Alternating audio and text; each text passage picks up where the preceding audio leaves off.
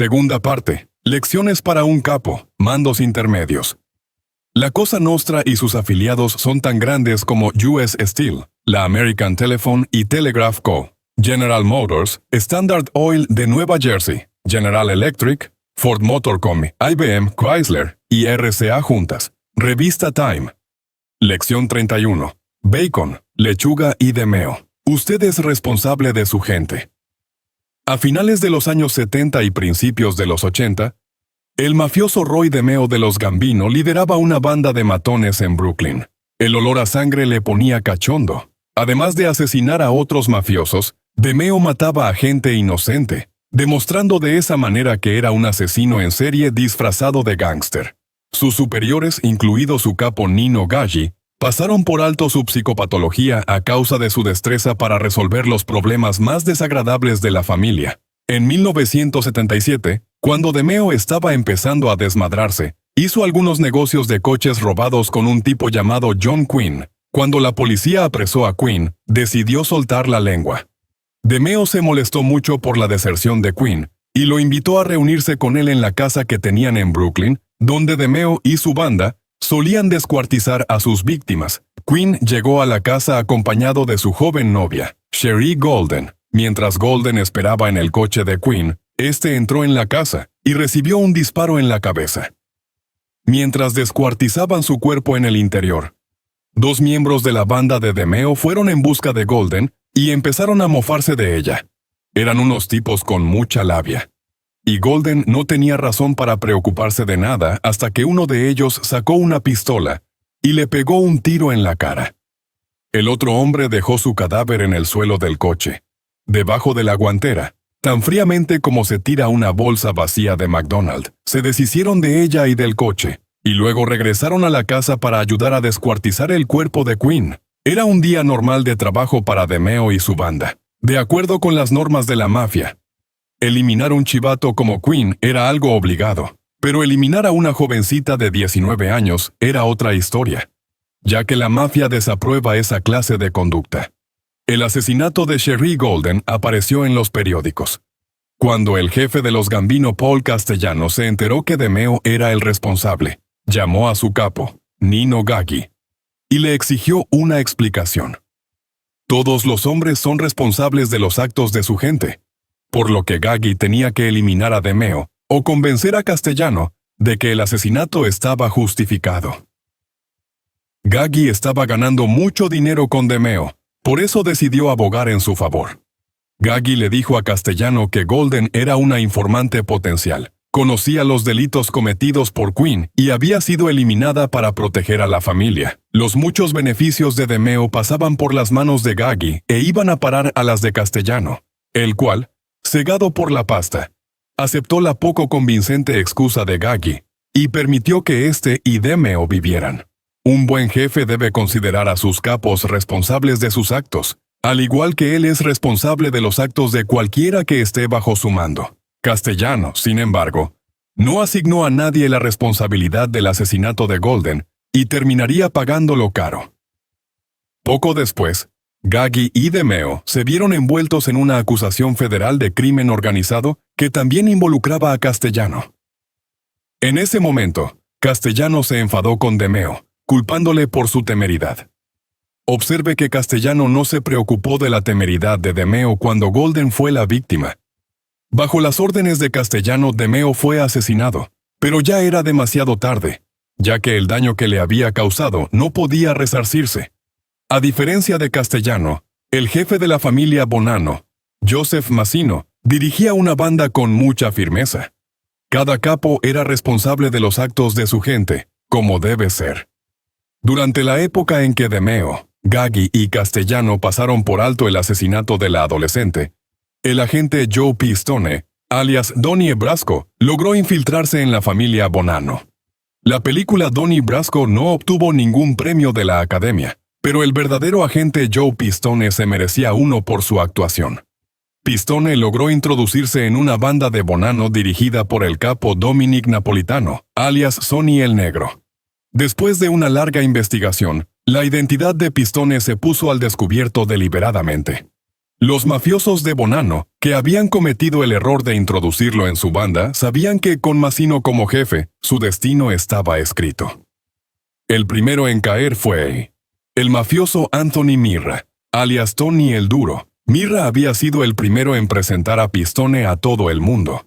Mirra sabía que era hombre muerto, pero no por eso se convirtió en un chivato. Mirra fue asesinado por ambas familias, la familia Bonanno, que ordenó que lo matasen, y su más inmediata familia, su sobrino y tío, que fueron los encargados de llevarlo a cabo. Sin embargo, don Mazzino no dio el asunto por zanjado. El siguiente en caer fue Dominic Napolitano. Napolitano no fue el culpable de que Pistone se introdujese, y fue embaucado como muchos otros, pero eso no le importaba a Mazzino. Napolitano era responsable de su gente, y cualquier error que cometiesen bajo su mando era culpa suya. Al igual que Mirra, Napolitano sabía cuál era su destino, pero tampoco se convirtió en un soplón. Aceptó la responsabilidad y pagó con su vida el error que había cometido. De esa forma, Mazzino envió un mensaje muy claro a todo aquel que utilizase la excusa de «no es mi culpa». Si Castellano hubiese actuado de la misma manera, puede que aún estuviese vivo. Sin embargo, su fracaso a la hora de hacer cumplir las normas fue un signo de debilidad que tuvieron en cuenta sus futuros asesinos. Castellano debería haber enviado la cabeza de Demeo a la familia de Sherry Golden, pero en su lugar miró para otro lado, extendió la mano y recibió otro puñado de dinero. ¡Boom! Si usted trabaja para una buena empresa, si tiene un jefe inteligente, entonces debe saber que usted es responsable de todo lo que haga. Durante la Segunda Guerra Mundial, el primer ministro Winston Churchill calificaba en sus discursos a Hitler y los nazis de gángsteres. Hitler se parecía mucho a un jefe de la mafia, ya que utilizó la violencia y la intimidación para controlar a la nación alemana. Subyugó a gran parte de Europa y se negó a escuchar los consejos de sus competentes mariscales de campo. Cuando la derrota fue inminente, actuó como un acobardado jefe de la mafia. Culpó a todo el mundo de lo sucedido. Después de que Alemania quedase reducida a un montón de escombros, Hitler tuvo los cojones de decir que los alemanes no eran dignos de su liderazgo y que se merecían lo que les había pasado. Se negó a admitir su culpa. Antes de volarse los sesos, Hitler dejó una nota de suicidio diciendo que jamás había deseado la guerra y que nada de lo sucedido era culpa de él. ¿De quién entonces? De Stewie Griffin de Family Guy. Los grandes hombres aceptan la responsabilidad de sus errores, así como las equivocaciones que tienen lugar bajo su mandato. El general Dwight D. Eisenhower, comandante en jefe de los aliados, asumió la tarea de eliminar al jefe de la mafia nazi. Pocas personas saben que Eisenhower había preparado un discurso en el que asumía toda la responsabilidad del desembarco de Normandía en caso de que fracasara. Cualquier general bajo el mando de Ike podría haberla jodido, pero Ike sabía que, como comandante en jefe de los aliados, era responsable de todos los que estaban bajo su mando. La operación fue un éxito, y el jefe de la mafia fue derrocado posteriormente, lo que significó que Ike no tuvo que pronunciar su discurso en público. Los ganadores aceptan la responsabilidad, aprenden de sus errores y progresan. Los perdedores se sumergen en su negativa, a veces en su propia sangre, como don Adolf Hitler. Lección 32. ¿Cómo darle a su objetivo sin usar una pistola? Motive a su gente.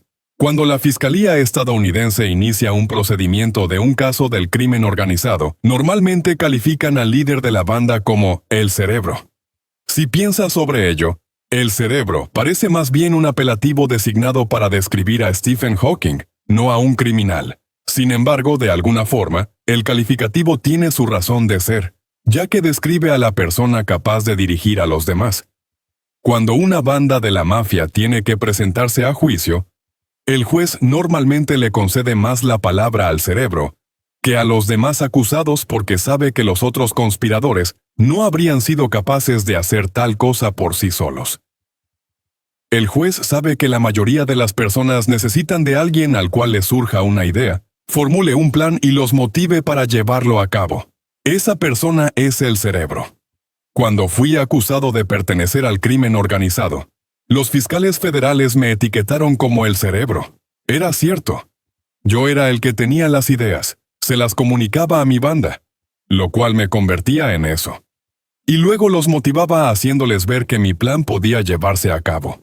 Estaba sorprendido de ver que algunos hombres de mi banda eran incapaces de planear lo que iban a hacer el fin de semana.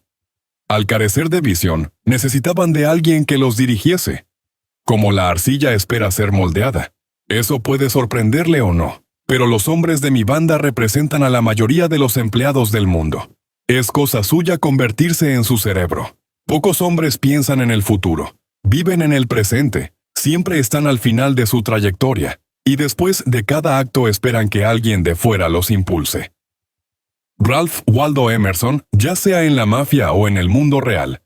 Las personas que carecen de visión no creen tener la capacidad para conseguir grandes logros. En pocas palabras, no creen en ellos mismos. Sin embargo, si creen en usted porque se ha convertido en un líder, entonces puede inculcarles un sólido sentido de seguridad y motivarles diciéndoles, «Podemos lograrlo». De esa forma, les concede la oportunidad de que se agarren a su faldón y consigan algo con usted. Si creen en usted, terminarán por creer en sí mismos.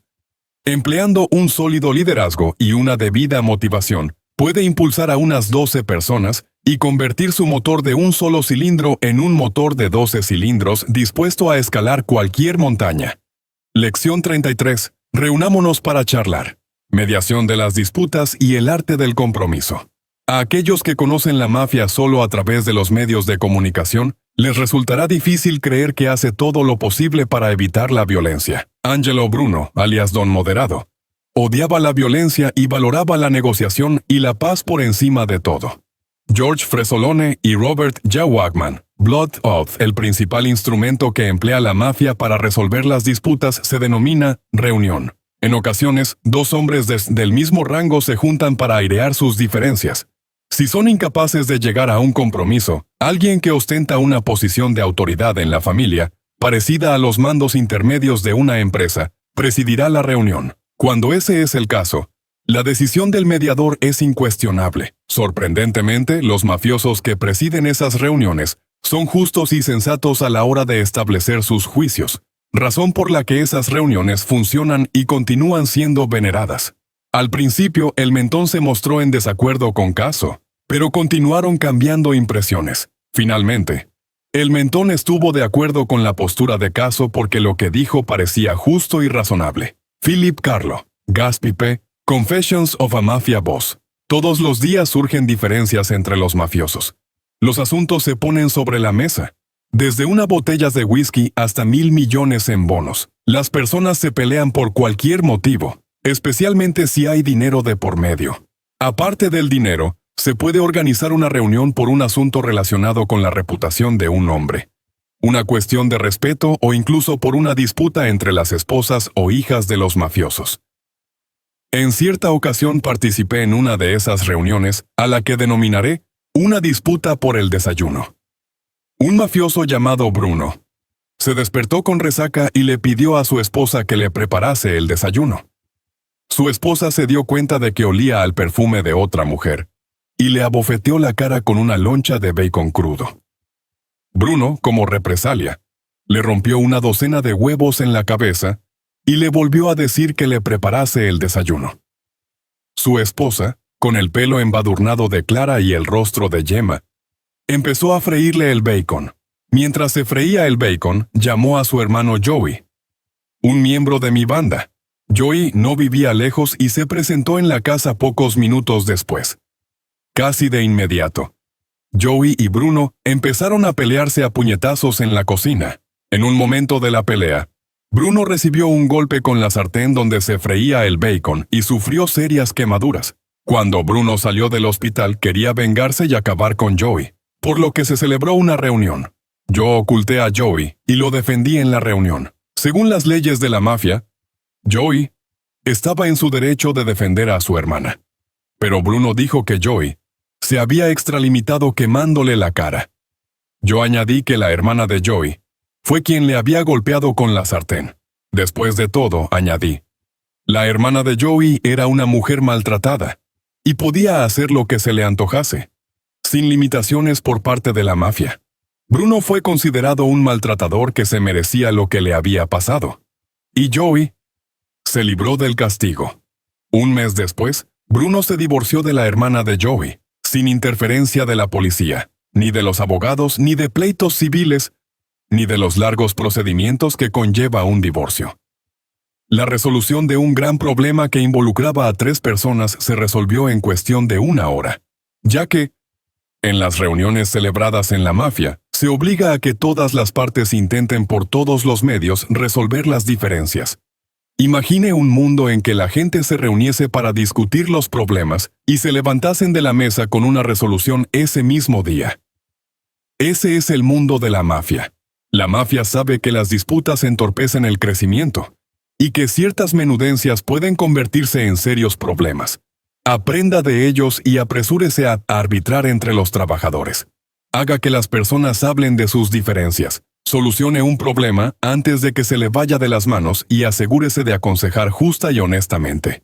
Aprenda de los incansables esfuerzos diplomáticos de la mafia, pues es el arma más poderosa de su arsenal. Cualquier cosa que haya ocurrido en el pasado hay que darla por zanjada. No hay más rencor entre nosotros. Si perdió a alguien en esa guerra que hemos entablado, debe olvidar y perdonar.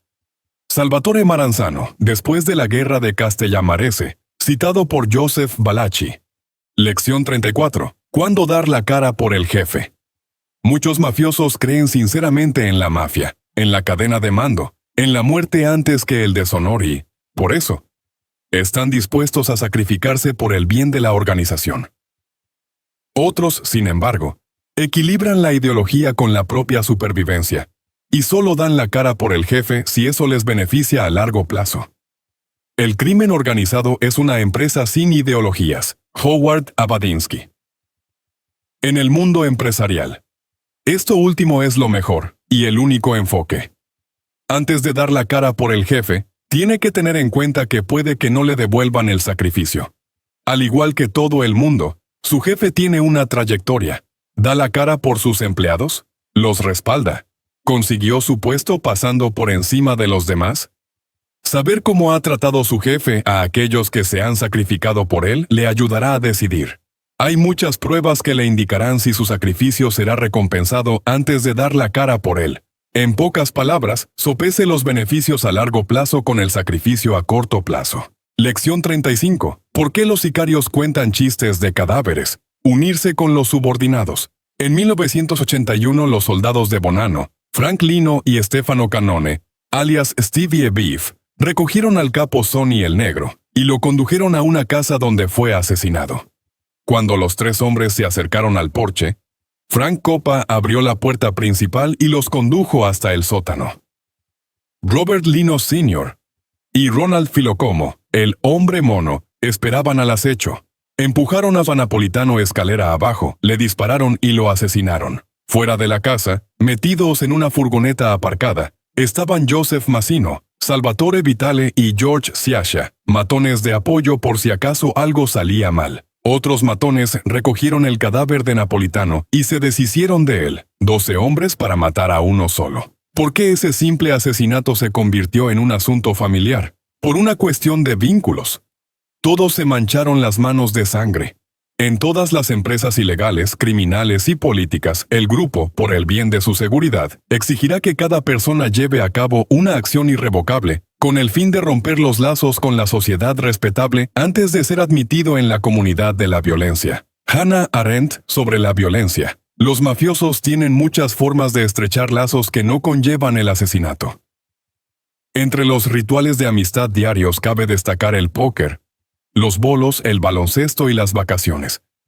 La fiesta de San Genaro en Manhattan es como una merienda de la mafia. La mafia es una familia, una familia que se divierte junta y permanece unida. Los hombres de negocios también estrechan sus lazos divirtiéndose juntos. Un cochecillo de 2 asientos de esos que se usan en los campos de golf es el vehículo idóneo para estrechar la amistad. Los contratos se firman en la oficina, pero los tratos se hacen en el césped. Mi amigo Tony Licatesi posee un importante bufete de abogados. Suele llevar a sus clientes a los partidos de los Yankees. Además de impresionarles con un asiento de lujo, dispone de 3 horas para camelarlos. Ganen o pierdan los Yankees, él siempre abandona el estadio como un ganador. Otro amigo mío organiza partidas de cartas semanalmente en su casa, como solíamos hacer nosotros en la mafia. Comida, bebida, bromas y risas son formas muy buenas de estrechar lazos. Es cierto que a los adultos les gusta jugar tanto como a los niños, solo que a ellos les une más los intereses que la amistad. En un medio relajado, bajamos la guardia y nos damos cuenta de lo mucho que tenemos en común.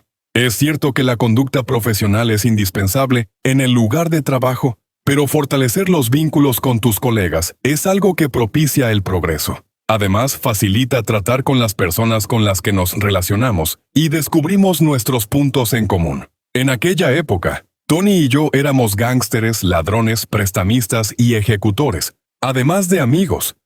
Amábamos a nuestras familias, creíamos en la lealtad y nos apreciábamos mutuamente. Las calles, la mafia, nos proporcionaban el sentido de honor y camaradería que ambos necesitábamos. Unlock. Lección 36. La bala mágica de Nino Gaggi. El mafioso nunca desperdicia una buena idea. El capo de los Gambino, Nino Gaggi, tuvo un malentendido con otro mafioso de la misma familia, puesto que éste ya había roto con anterioridad las normas de la mafia y estaba en malos términos con el jefe. Se pasó por alto el tener una charla, y el don le concedió a Gaggi permiso para eliminarlo. Gaggi planeó el asesinato, pero no salió como estaba planeado. Los dos conducían por el Belt Parkway en Brooklyn cuando el mafioso se dio cuenta de que iba a su ejecución y no a una reunión como le había dicho Gaggi. El mafioso intentó que Gaggi detuviera el coche. En lugar de cancelar el plan, Gaggi apretó el gatillo allí mismo. Aunque los automovilistas pasaban a su lado, Gaggi salió del vehículo y se marchó, dejando el cuerpo en el vehículo, aparcado en el arcén. Un joven automovilista que había presenciado el incidente tomó la siguiente salida de la carretera y detuvo un taxi con la esperanza de poder utilizar la radio y pedir ayuda. La coincidencia fue que el taxista era un policía fuera de servicio, que iba disfrazado de taxista y estaba armado. El policía estuvo dando vueltas con el coche hasta que vio un hombre que encajaba con la descripción de Gaggi, con la ropa ensangrentada. Sacó la pistola y se identificó. Como es de imaginar, Gaggi no quería que nadie interfiriese en sus planes. Por eso disparó en 3 ocasiones contra el policía. Aunque erró. Quizá porque estaba acostumbrado a disparar a quemarropa. El policía respondió a los disparos e hirió a Gaggi, dejándole alojada una bala en la nuca. Después de ser enviado al hospital Coney Island, Gaggi fue acusado de asesinato y enviado a Rikers Island. Parecía como si su suerte estuviese echada. Aunque la banda de Gaggi no se caracterizaba precisamente por su inteligencia, empezaron a tener muchas ideas creativas sobre cómo liberarle de aquella prisión parecida a Alcatraz. Conseguiremos un equipo de submarinismo, entraremos sigilosamente en Rikers Island y nos apoderaremos del hospital, dijeron algunos. Imagine un grupo de gordos mafiosos embutidos en trajes de baño con calcetines de seda y aletas mientras mordisquean un puro. No estoy seguro de que los amigos de Gaggi vieran la misma ridícula imagen que yo, pero el caso es que desecharon la idea. Después de tener otras ideas tan poco ocurrentes, los amigos de Gaggi decidieron cambiar la bala alojada en la nuca de Gaggi por otra. Las pruebas de balística demostrarían que la pistola del policía no fue la que disparó a Gaggi. Una vez que el policía fuese descartado como la persona que disparó a Gaggi, este podría declarar que fue herido en la nuca antes de que el policía le disparase, y añadir que quien le disparó hiriéndole a él, también debía de haber matado al otro mafioso que encontraron en el coche. En el juicio se presentaría como una víctima desafortunada, que había tenido la suerte de salir con vida del tiroteo. La idea de la bala mágica puede parecer ridícula, pero si estudia las pruebas presentadas al comité que investigó el asesinato de JFK, le aseguro que la bala mágica de Gaggi era mucho menos mágica que la de Kennedy. Los amigos de Gaggi lograron introducir la bala mágica en la sala de visitas de la prisión, envuelta en un condón, y se la dieron a él. Si Gaggi no se hubiese sentido como un cabronazo, el plan habría salido bien. Pero hay cierta ironía en todo lo que hacemos. Cuando regresó a la celda, Gaggi logró extraerse la bala de la nuca. La bala salió como un barrillo. Y Gaggi tiró de la cisterna. Luego llamó a un funcionario, le dio la bala mágica y dijo que se le acababa de salir del cuello. Sin embargo, Gaggy no necesitó de la bala mágica como defensa en el juicio. Una joven miembro del jurado estaba a punto de casarse con un hombre cuyo padre era uno de los deudores de Gaggy. Un par de llamadas exigentes bastaron para que el asunto quedase resuelto. Gaggy fue absuelto del cargo de asesinato. Observe el poder de la interconexión. Tal como mencioné anteriormente, todo depende de con quién te relacionas. Hasta que Gaggy fue absuelto, él y sus amigos no cesaron de tener ideas para liberarle, por muy estúpidas que fuesen. Los mafiosos más exitosos funcionan con ideas, no con productos. Cualquier plan o crimen perpetrado por la mafia surgió de esas 3 simples palabras. Tengo una idea. Es la frase que más veces he oído mencionar en la mafia y hace que todo el mundo se calle repentinamente y escuche. Durante la Segunda Guerra de Colombo, el viejo y enfermizo capo Gregory Scarpa Sr. intentó sin éxito organizar una reunión con los líderes de la oposición. Scarpa planeaba introducir un subalterno en la sala de reuniones empujándole la silla de ruedas, con una manta cubriéndole las piernas. Debajo de la manta, Scarpa pensaba ocultar 2 ametralladoras que utilizaría para eliminar a toda la oposición. Aparentemente, Scarpa era un hombre viejo y enfermizo en una silla de ruedas, pero aún podía sacarte la sangre con la misma dentadura que metía en un vaso de agua por las noches. Respete a los ancianos, pero tenga en cuenta que hasta el león más viejo de la selva puede devorarle en el desayuno. Otra idea muy ocurrente durante la misma guerra de Colombo la tuvieron 2 gángsteres incapaces de matar a un elefante. Planearon secuestrar un helicóptero y ordenarle al piloto que cogiese un imán de coches de un desguace. Utilizando el imán suspendido del helicóptero, levantarían el coche mientras volaban por Belt Parkway. Ni yo me habría creído tal historia de no ser porque la oí, ya que fue grabada y entregada como prueba en el juicio contra ellos. Debieron utilizar la grabación para meterlos en un manicomio. Por muy descabelladas que puedan parecer esas ideas surgidas durante la Guerra de Colombo, durante la Primera y la Segunda Guerra Mundial, se tuvieron ideas igualmente ridículas. Sin embargo, algunas que llegaron a materializarse fueron decisivas para el resultado de ambas guerras. Durante la Primera Guerra Mundial, el teniente coronel Ernest Swinton del ejército británico propuso que los tractores de vapor fuesen reforzados con una armadura para contrarrestar la artillería y se adentrasen en las líneas enemigas. Muchas personas se rieron, pero la idea se transformó en los tanques modernos, un arma decisiva en todas las guerras que ha habido desde entonces. Durante la Segunda Guerra Mundial, el desarrollo de una bomba atómica fue considerado al principio por muchos como una idea absurda. Sin embargo, poco después, fue lo que hizo que la guerra terminase desarrollándose en el Pacífico. Tanto los aliados como los colombos, soldados y comandantes que mostraron la extraña habilidad de pensar más de la cuenta, a menudo dieron con ideas que inclinaron la balanza a su favor.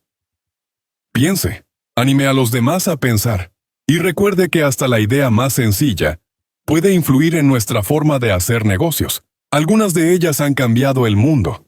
¿Quién, si no, ha abierto más puertas que el inventor de las bisagras? Cuando mi banda y yo practicábamos el tiro, presumíamos de nuestra puntería diciendo, «Le puedo dar a una manzana sobre tu cabeza». Afortunadamente, nunca lo intentamos. En aquel entonces, yo no sabía de dónde había salido esa frase. Posteriormente, cuando me convertí en un ávido lector, leí la historia de Guillermo Tell, que le disparó a una manzana colocada encima de la cabeza de su hijo. Friedrich Schiller escribió la famosa historia, pero cogió la idea para escribirla de otro escritor llamado Goethe, un hombre de grandes ideas. Un día, Goethe estaba dando un paseo con Beethoven, otro hombre de grandes ideas. Los 2 hombres se cruzaron en su camino con la emperatriz y unos cuantos duques. Goethe se quitó el sombrero y se echó a un lado, permitiendo que los miembros de la realeza prosiguieran su camino. Beethoven, sin embargo, pasó por entre ellos, negándose a retroceder un centímetro. Después, Beethoven le dijo a Goethe, «Hay muchos como ellos, pero solo 2 como nosotros. Sigamos». Goethe necesitó que Beethoven le recordase que los hombres de grandes ideas escasean, más incluso que la realeza. Lección 37. La suerte está echada. Gestione el ultimátum irrazonable. Julio César se estaba convirtiendo en un general muy famoso en el campo de batalla, cuando, en Roma, los senadores, celosos de su fama y de sus éxitos, le dieron un ultimátum. Deje el mando, regrese a Roma o acepte las consecuencias. César sabía que era un ultimátum irrazonable. Si no obedecía, sería tachado de traidor y condenado a muerte. Si regresaba a Roma, el Senado lo quitaría de en medio de cualquier manera. Por esa razón decidió luchar. «La suerte está echada», le dijo Plutarco a César, antes de cruzar el Rubicón cuando regresaba a Roma. César entró en la ciudad con su ejército, disolvió el Senado y derrocó la República. César se arriesgó, y lo que podía haber acabado en desastre se convirtió en su mayor triunfo. Posteriormente fue asesinado, pero por motivos diferentes. Cuando John Gotti aún era un capo, su hermano Jean y su amigo íntimo Angelo Ruggiero eran miembros de su banda. Las autoridades grabaron algunas cintas de Angelo haciendo algunos negocios de drogas, y las cintas también implicaban a Jean. Además de las ramificaciones legales, Jean y Angelo tenían un problema con la familia Gambino, ya que el tráfico de drogas estaba prohibido. Las cintas se las entregaron a Jean y Angelo como prueba del juicio que estaba por salir. El jefe Gambino, Paul Castellano, exigió que Gotti consiguiese las cintas y se las diera para que él pudiera escucharlas y emitir un juicio. Gotti tuvo que enfrentarse a un ultimátum irrazonable: desechar la petición de su jefe y morir por desobediencia o darle las cintas, lo cual conduciría al asesinato de su hermano y su mejor amigo. ¿Qué haría usted? Gotti arrancó una hoja de la obra de César y se lo jugó todo a una carta. Rápidamente planeó y llevó a cabo la matanza del siglo. En una sola noche, Gotti decapitó a la familia Gambino, matando al jefe y al subjefe con una lluvia de tiros. A ninguno nos gusta arriesgarnos demasiado en nuestra vida. Sin embargo, si alguien nos da un ultimátum irrazonable en el trabajo o en la vida, a veces la única alternativa que tenemos es jugarnos todo a una sola carta y ver qué sucede. Aunque somos criaturas que nos complacemos con nuestra suerte, a veces el destino nos juega una mala pasada y se nos presenta con un ultimátum irrazonable, obligándonos a actuar y tomar una nueva dirección. Si usted es una buena persona, la pérdida de su trabajo normalmente significa que le espera uno mejor. Si en cambio tiene poca fe en el destino, eso le puede resultar ultrajante. Le aseguro que todos tenemos nuestro destino, así que no deje que la cobardía se interponga en su camino. Al igual que César y Gotti, juégueselo todo a una carta. Lección 38. Cómo enterrar el hacha, pero no en la cabeza de nadie. Algunos de los grandes socios del crimen organizado empezaron como enemigos. Salvatore Lucania, conocido posteriormente como Lucky Luciano, era un adolescente cuando empezó a establecer una organización de protección en Manhattan. Luciano y su banda amenazaban y golpeaban a los demás niños si no les pagaban su tributo semanal. Un día, un pequeño muchacho judío se arrastraba por la nieve en la céntrica Hester Street, cuando Luciano y su temida banda le rodearon. Le amenazaron con actuar violentamente si no estaba de acuerdo con las condiciones impuestas por Luciano. Meyer le dijo a Luciano y a su banda que se fuesen al carajo. Ese acto de rebeldía podría haber acabado con Meyer saliendo de Hester Street en camilla. Sin embargo, Luciano era lo suficientemente astuto para darse cuenta de que una alianza con aquel descarado judío le reportaría ciertas ventajas. Luciano le tendió la mano a Meyer. Este se la estrechó y se forjó la mayor sociedad del crimen organizado. Los dos jóvenes, Lucky Luciano y Meyer Lansky, dominaron los negocios ilegales durante décadas. Hombres de menos valía probablemente habrían intercambiado golpes e insultos durante el resto de su vida. El jefe de la mafia de Luisiana, Carlos Marcello, fue detenido por exceso de velocidad, y el policía, con aires de grandeza, le apuntó con la pistola a la cara. En aquella época, Marcello controlaba estrictamente a muchos políticos de Luisiana, y podría haber hecho que trasladasen al policía a Alaska, al igual que haber denunciado a la ciudad de Nueva Orleans por acoso. Sin embargo, solo los hombres insignificantes se conforman con menudencias. Marcello, un gran hombre en un cuerpo pequeño, se presentó al día siguiente en la comisaría, y le regaló al policía un mechero de oro con forma de pistola. Porque te gusta mucho desenfundar la pistola. El fogoso policía se vio comprometido y Marcelo continuó con sus negocios. Marcelo tenía el don de transformar a los enemigos en amigos. En los negocios, como en la vida, es importante saber que hasta los enemigos más acérrimos pueden resolver sus diferencias y prosperar juntos. Jaime Wise, un tipo sumamente inteligente, podía olvidarse de la exaltación y captar el sentido empresarial de perdonar y olvidar. Robert J. Schoenberg, Mr. Capone. A un verdadero enemigo se le debe derrotar, pero esos suelen ser pocos. Normalmente es una cuestión de orgullo y falta de compromiso.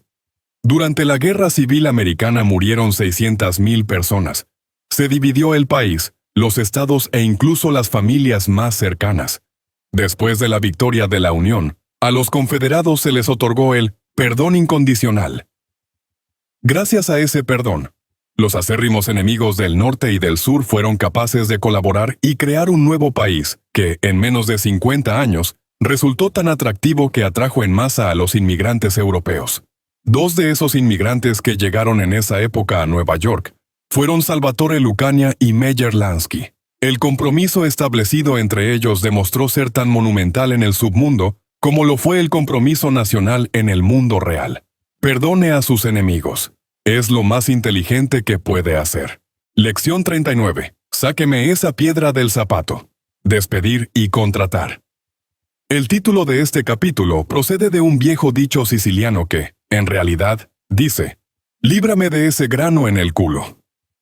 Cuando un jefe de la mafia dice tal cosa, quiere dar a entender que no se trate con alguien en particular. Sin embargo, el jefe no mata a todos aquellos que meten la pata. A veces a un mafioso se le pone en la estantería. Cuando un don pone a alguien en la estantería, es como la excomunión papal, es decir, que nadie puede relacionarse con esa persona. Ha perdido su autoridad y no puede ganar ningún dinero. El mafioso de los Gambino Carmine Lombardozzi era un criminal que la familia apenas podía controlar. En cierta ocasión, Lombardozzi golpeó a un policía en la cara. En otra, atacó a un agente del FBI que fisgoneaba en el funeral de su padre. La cólera de Lombardozzi podría haber estado justificada en ambas ocasiones, pero la familia no permite que sus miembros ataquen a los agentes de la autoridad, ya que eso solo trae problemas. Su don lo puso en la estantería, o terminó con él, lo que significaba que estaba despedido. Un hombre de honor puede ser expulsado por razones relacionadas con la familia a la que pertenece o por la mafia en general. Se considera un error muy grave que un hombre de honor trate o incluso hable con un miembro que ha sido expulsado por no merecer estar en la familia. Tim Shawcross y Martin Young, Mafia Wars. Un mafioso que ha sido dado de lado puede ser aceptado de nuevo si convence al don de que merece una segunda oportunidad. Y Lombardozzi no era de esos que no tienen remedio. Dejó que las cosas se calmasen, y luego se presentó a su don con unas sinceras disculpas, y la promesa de acatar las órdenes. Cuando se reinsertó, Lombardozzi se rompió el culo por la familia, ampliando la esfera de influencia de la familia Gambino en el mercado bursátil, donde luego se le conoció como el rey de Wall Street. Los potros más salvajes se convierten en los mejores caballos. Plutarco.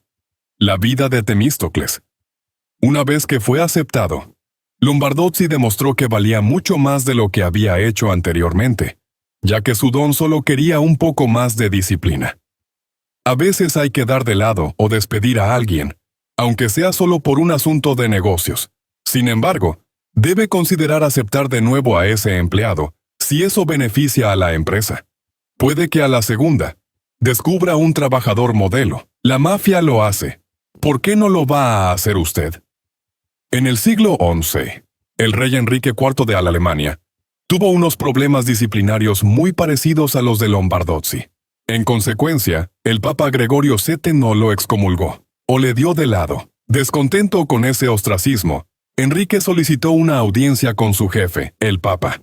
En pleno invierno, Enrique cruzó los Alpes con su esposa y su joven hijo, subió montañas y cruzó lagos helados. Finalmente llegó a la fortaleza de Canosa, donde el Papa se alojaba confortablemente.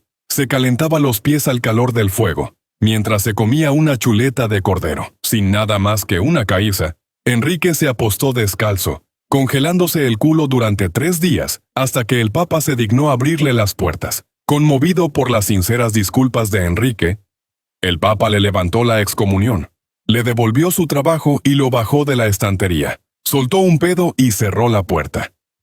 Si por alguna razón usted la ha fastidiado y lo sabe, es lógico que pida que le devuelvan el puesto de trabajo. Lombardozzi lo hizo y un rey también, aunque no hace falta que llegue tan lejos como Enrique porque podría terminar en un manicomio, o en el maletero de un coche, en el caso de la mafia. Por la misma razón, si desempeña el papel de un don o el de papa, acepte las disculpas. Todos cometemos errores. Lección 40. Los tipos más duros son los más susceptibles. Nunca avergüence a nadie en público. Cuando entré en la mafia, estaba lleno de ambición, pero carecía de experiencia. Cuando metía la pata, tuve la suerte de estar rodeado de personas experimentadas que sabían lo suficiente para llamarme la atención en privado, pero jamás me avergonzaron en público. Pude aprender las lecciones sin que tuviera que pasar ninguna vergüenza. A pesar de mi machismo italiano, mi desmedido orgullo mafioso y mi complejo napoleónico, siempre estuve abierto a los consejos y la crítica, siempre y cuando lo hicieran con tacto. Si alguien hubiese puesto de manifiesto mis errores delante de los demás, me habría enfadado y avergonzado. Y, lo que es más importante, habría desechado el consejo, por ser incapaz de superar mis emociones. Los mafiosos tienen emociones como todas las personas. De hecho, son bastante susceptibles. He sido amigo íntimo y personal de muchos asesinos, y he de decir que son sumamente sensibles. La diferencia es que esconden su sensibilidad bajo la apariencia de un hombre duro. Esa es la razón por la que un asesino frío puede reaccionar de forma mortífera a un insulto nimio. Por esa razón, sus jefes les corrigen en privado y jamás los ponen en evidencia en público. Los empleados no son matones volátiles, pero a pesar de eso, pueden perder los estribos, padecer vergüenza o guardar rencor eterno. Si alguien mete la pata, corríjalo en privado. Lección 41. La mafia no está quedándose anticuada, sino actualizándose. Póngase al día. Ingresé en prisión en 1994 y salí de ella en 2003. Mientras estuve recluido, billones de personas empezaron a utilizar los teléfonos móviles, iPods e Internet. Al principio no comprendía las últimas tecnologías, ya que después de todo había estado en una cueva. Aunque no volvía a la mafia, de vez en cuando me encontraba con algún mafioso. En cierta ocasión me tropecé con un mafioso en Starbucks, sentado, tomando un café y con un portátil. Deduje que, al igual que yo, se había salido de la mafia, pero no era así. Me preguntó si quería apostar en algún deporte. Le dije que no y le di un sorbo a mi café, mientras él pronunciaba algunas cifras a través de su dispositivo Bluetooth, le daba a algunas teclas de su ordenador y sacaba su memoria flash. «Veo que estás en la onda», le dije. «Apuestas en el extranjero», respondió. «Tengo a 40 personas trabajando en América Central, y jamás he estado allí. Esta unidad», dijo enseñando la memoria flash, «contiene $1 millón en apuestas, y puedo esconderla en cualquier sitio», terminó diciendo mientras se la metía en el calcetín. De vez en cuando me quedo atónito con los últimos avances tecnológicos de la humanidad, pero lo que no me sorprende es que la mafia esté al tanto de ellos. En su libro My FBI, el antiguo jefe federal Louis Freeh dice: «Los sindicatos del crimen japonés han utilizado piratas informáticos rusos para introducirse en las bases de datos de la policía con el fin de supervisar los esfuerzos que hacen para detenerlos. En Italia, la mafia se introdujo en una red informática de un banco y desvió más de $100 millones en ayudas de la Unión Europea a las cuentas de la mafia. No es de extrañar que la mafia siciliana se esté infiltrando en áreas tan rentables como la energía eólica y la solar».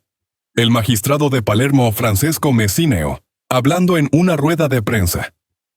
Durante un registro realizado en la casa del Don Colombo Pérsico, alias Alie Boy, Los federales confiscaron disquetes informáticos que contenían los registros de sus préstamos. La familia Bonanno contrató a un matón ultramoderno, Tommy el informático, que rastreaba regularmente sus clubes sociales en busca de micrófonos ocultos. Otros mafiosos también se introdujeron en la revolución tecnológica. Se dieron cuenta de sus beneficios potenciales y se hicieron legales. En la actualidad viven en estados costeros sin la preocupación de perder su casa a manos de la Agencia Federal del Gobierno. Todos los días surgen nuevas ideas y nuevos millonarios con ellas. Los mafiosos inteligentes están a la vanguardia de la tecnología. Póngase al día. Lección 42. La ostentación puede terminar con el destello de una pistola. Modestia. Al Capone y John Gotti se apoderaron del control de sus familias del crimen organizado. Presumían delante de las cámaras, les gustaba llamar la atención y alardeaban. Otros mafiosos se reían a sus espaldas. Algunos intentaron asesinarles, pero ambos lograron morir de causas naturales. Otros mafiosos tan ostentosos no tuvieron la misma suerte. El capo de la familia Colombo, William Cutolo, fue apodado Bill el Salvaje. América tenía un legendario pistolero, Wild Bill Hickok. Cutolo creía ser también una leyenda, y empezó a imitar al pistolero vistiendo botas de vaquero, llamativos que cinturones y sombreros enormes. Vestir esos atuendos en pleno Bensonhurst es tan absurdo como que Clint Eastwood se vistiera con un traje de Prada, una cadena de oro y un anillo de diamantes en un spaghetti western. Bill el Salvaje se expuso a los insultos y el ridículo de otros mafiosos, pero era un tipo duro, un ganador que se había ganado las simpatías de sus jefes. Por eso le permitían sus extravagancias. A otros mafiosos no parecía gustarle Lex Diamond. La envidia puede que tuviera mucho que ver con eso. Era el mafioso más elegante de la época. Siempre se desplazaba en limusina, con un séquito de guardaespaldas que le hacían parecer un dignatario. Y siempre llevaba una hermosa dama cogida del brazo. T.J. English, Paddy Wackett, conocía a Bill el Salvaje en un centro de detención mientras esperaba un juicio por asesinato y participación en el crimen organizado. Bill se las apañaba para destacar por encima de todos, llevando el pelo bien cortado, las uñas arregladas y los zapatos inmaculados, los únicos que vi en prisión. Sigo sin saber cómo los había conseguido. Antes de que Bill se presentase a juicio, otro matón le dijo, de forma muy correcta, que si ganaba, lo cual deseaba, supiese que no tenía muchos amigos en la calle, a causa de su forma de vestir, y que debía tenerlo presente. Bill fue absuelto en el juicio. Sin embargo, no prestó atención al consejo que le había dado el otro matón y volvió a las calles de Brooklyn. Desgraciadamente, mientras había estado en prisión, su capacidad para generar ganancias había disminuido, así como la paciencia de su jefe en lo referente a su arrogancia y extravagancia. El 26 de mayo de 1929, Bill se metió en su Mercedes-Benz y jamás se le volvió a ver hasta que el FBI encontró sus restos. Los asesinos de Bill podían haber alegado una docena de razones de por qué había muerto. Y el FBI incluso más. Sin embargo, el fallecimiento de Bill se debe en gran parte a que a nadie le gustan los tipos ostentosos. A la primera oportunidad que tengan, tus enemigos te quitan de en medio. El mafioso tradicional rechazaba cualquier muestra de poder que pudiese provocar la envidia de sus rivales. Pino Arlacchi, Mafia Business. En la antigüedad, Roma le declaró la guerra a Cartago. El gran general romano Escipión el Africano tomó el mando del combate y derrotó a Cartago en su mismo territorio.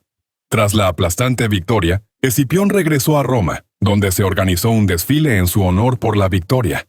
Mientras desfilaba, los romanos se le acercaban para tocarle, le lanzaban guirnaldas y besos. Escipión sabía de antemano que esas atenciones podrían inflar su ego. Para conservar los pies en la tierra, colocó un esclavo a cada lado de su carruaje que no cesaban de susurrarle: «Recuerda que solo eres un hombre».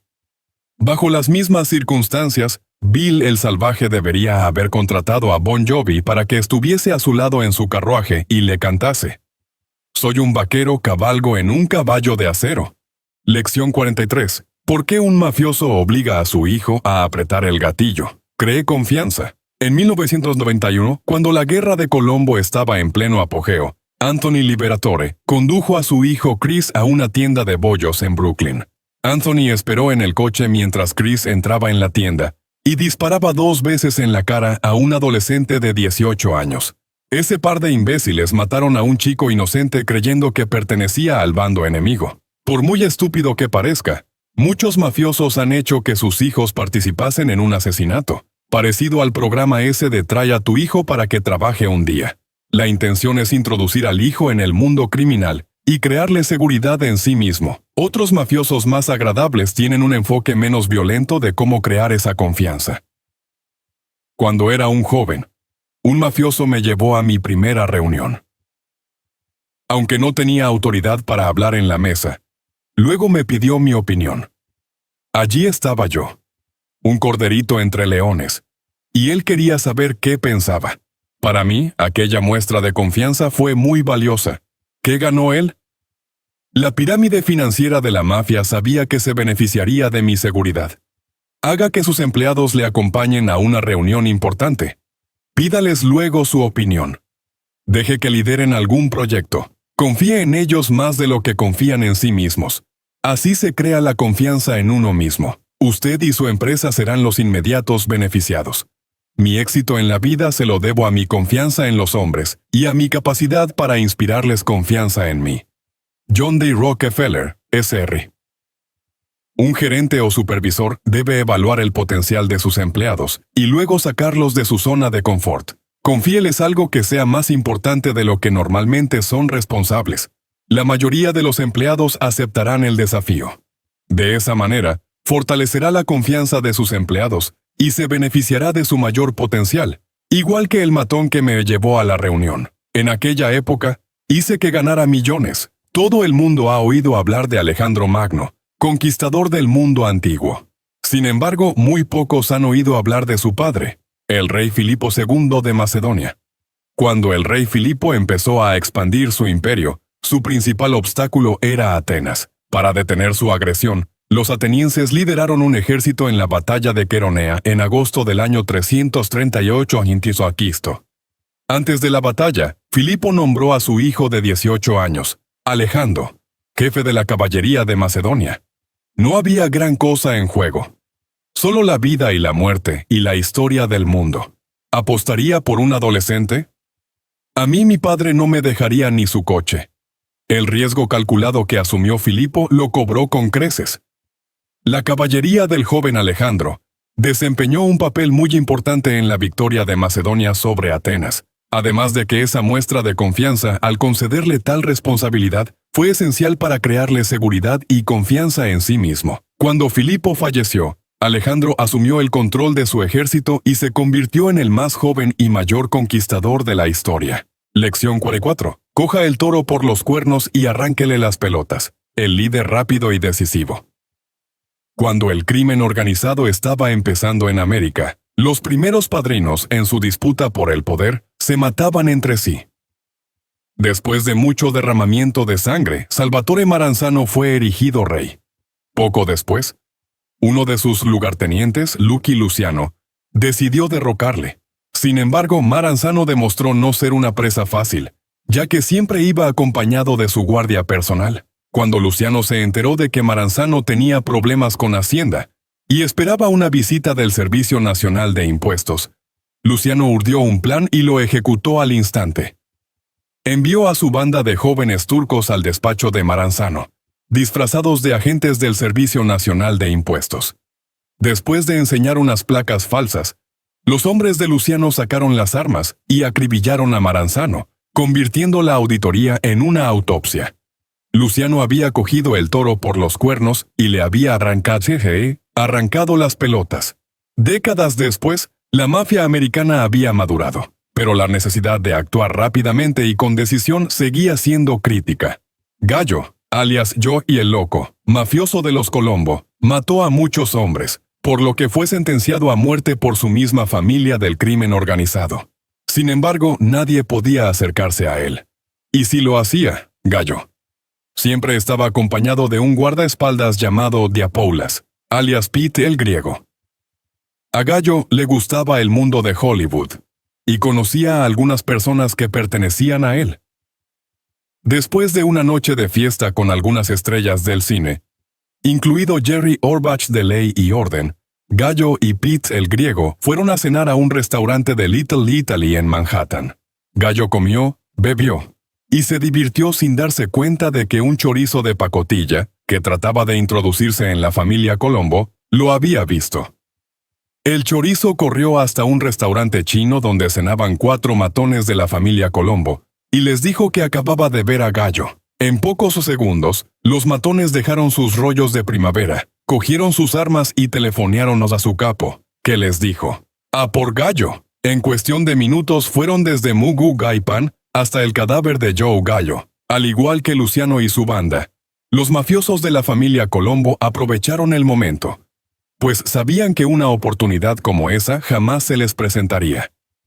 En el feroz mundo de los negocios, es necesario actuar rápidamente y con decisión para eliminar la competencia. El almirante Isoroku Yamamoto de Japón fue el que dirigió el infame ataque de Pearl Harbor, que llevó a Estados Unidos a la Segunda Guerra Mundial.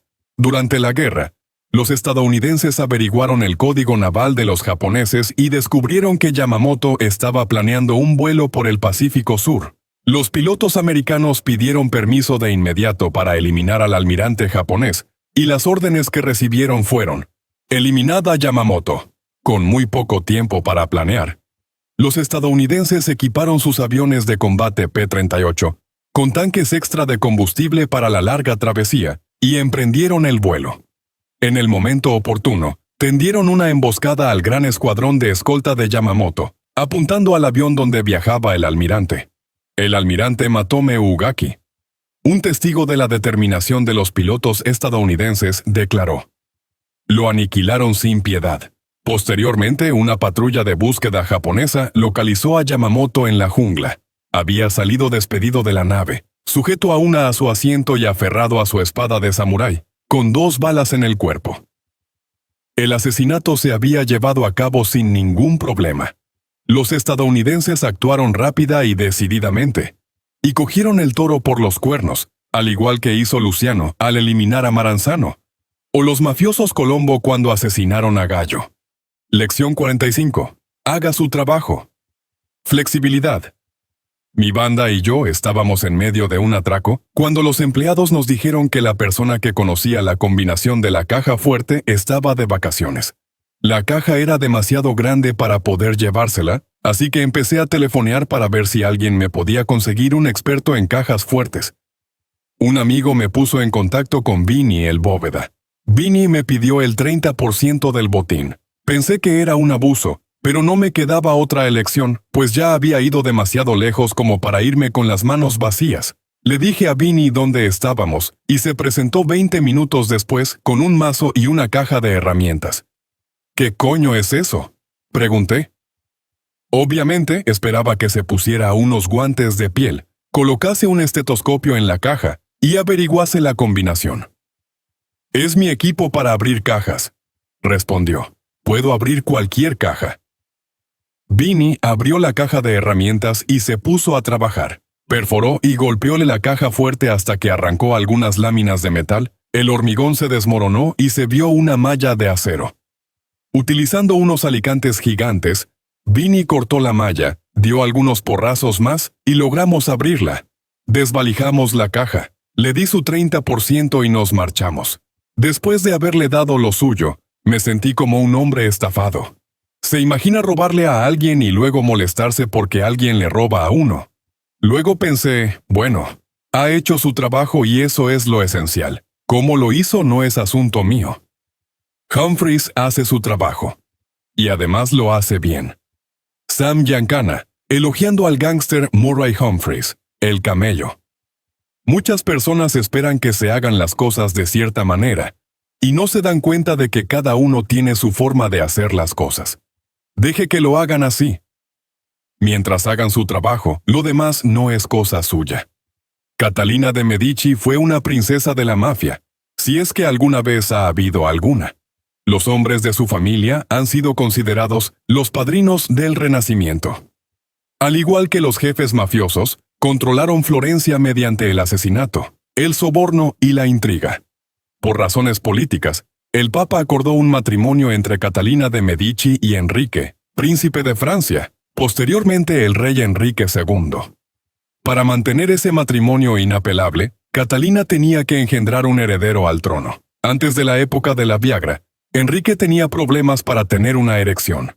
El Papa se sentía tan frustrado con la situación que le dijo a Catalina: una chica inteligente debe saber cómo quedarse embaraza, ya sea de una forma o de otra. En otras palabras, que hiciera su trabajo. Lección 46. Le disparamos 12 veces y sobrevivió. La mayoría de los problemas se solucionan por sí solos. El subjefe de la familia Lucchese, Anthony Caso, al sospechar que el matón Pete el Gordo se estaba poniendo en su contra, ordenó a un equipo de matones que lo eliminasen. Después de acechar a Chiodo, los matones le tendieron una emboscada en una gasolinera de Staten Island mientras llenaba el tanque. Acribillaron a Pete el Gordo con una lluvia de tiros, pero sobrevivió. La capa de grasa le sirvió de chaleco antibalas y absorbió los impactos. Conocí a un par de matones que participaron en el intento de asesinato de Chiodo, los cuales eran los tíos más divertidos que he conocido. Mientras bromeaban sobre el intento de asesinato, uno de ellos me dijo: le pegamos 12 tiros y sobrevivió. Antes de dispararle apenas podía respirar. Ahora tiene todo un equipo de enfermeras supervisando su estado de salud. Tiene hasta un dietético y jamás ha estado tan sano como ahora. Y todo nos lo debe a nosotros. Si le hubiésemos dejado tranquilo, se habría muerto él solo. Todos los que participaron en el intento de asesinato acabaron en prisión por ello. Al contrario de lo que creía el paranoico Caso cuando ordenó que lo eliminasen, Chiodo no era un soplón, no al menos hasta que le dispararon. Cuando Chiodo se dio cuenta de que sus amigos le habían traicionado, no sintió el más mínimo escrúpulo en convertirse en un informante del FBI. Como dijeron los hombres que bromearon conmigo, muchas veces es mejor dejar las cosas tal como están. Aprenda a distinguir entre los verdaderos problemas que necesitan atención y los que carecen de importancia, ya que muchos se resuelven por sí solos. Lección 47. ¿Sabe usted quién es mi tío? Todo el mundo es importante. En Brooklyn y Queens, todo el mundo está relacionado de una forma o de otra. Cuando se está en la mafia, te das cuenta de eso, y tratas a todo el mundo con respeto. Por si acaso, todos los que conozco en Nueva York se han relacionado con la mafia americana en algún momento. Selwyn Rabb, Five Families. El primer cargo muy publicado, de John Gotti después de haberse convertido en jefe de la familia Gambino, fue un caso de lesiones leves que tuvo lugar en un parking. Un tío legal empezó a discutir con Gotti, y este le pateó el culo. Como suele suceder con aquellos que comienzan una pelea y luego la pierden, el tipo se fue llorando en busca de la policía. Gotti fue arrestado por agresión, y entonces fue cuando el tío se dio cuenta de con quién se había metido. El caso fue a juicio. Y después de que el tío sufriera amnesia en el estrado, Gotti fue absuelto. El tipo tuvo suerte de salir con vida, y aprendió de la forma más brusca a respetar a las personas. El informante mafioso Sammy Gravano, el Toro, fue siempre una rata. No obstante, fue capaz de abrirse camino hasta llegar a la cima de la familia Gambino. Unos matones que conocían a Sammy antes de convertirse en un capo lo consideraban un mierdecilla, una víbora, y lo despreciaban por esas debilidades. Sin embargo, los que lo trataron con menosprecio mientras ascendía de rango en la mafia, lo pagaron con su vida cuando ostentó el poder. Cuando Sammy desertó para pasarse al gobierno, se inventó unas historias muy creativas acerca de por qué había matado a las personas, normalmente culpando de sus asesinatos a su jefe, John Gotti, utilizando la clásica defensa de Nuremberg. Yo solo cumplía órdenes. Uno de los asesinatos que planeó Sammy fue el de Louis Di Bono, soldado de la familia Gambino.